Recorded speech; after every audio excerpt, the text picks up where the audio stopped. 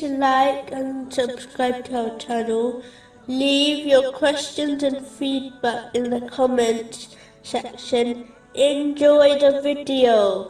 Narrated Abu Huraira, may Allah be pleased with him, Allah's messenger, peace and blessings be upon him, said, whoever believes in Allah and the last day must not harm their neighbor, and whoever believes in Allah and the last day must take good care of their guest, and whoever believes in Allah and the last day must speak good or remain silent. This narration is found in Sahih Muslim, number 174. A true Muslim is someone who believes in Allah, the Exalted, and the Day of Judgment. Whoever truly believes in Judgment Day knows Allah, the Exalted, will ask them about the things mentioned in this narration. Acting on the three things mentioned in this narration is something all true Muslims must do.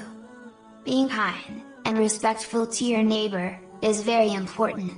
It does not matter if they are Muslim or not, or where they come from.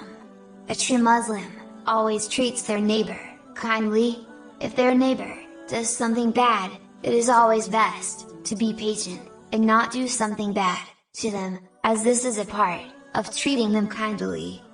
Anyone who comes to your house to visit you is your guest, so you must treat them kindly.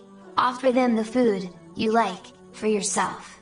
Speak nicely to them, and only speak about good things. It will only stay for a short while, so be patient with them.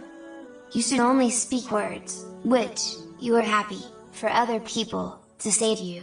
If you would not like people saying something to you, do not say it to other people. Be a better and stronger person by saying nice things, even if someone says something bad to you.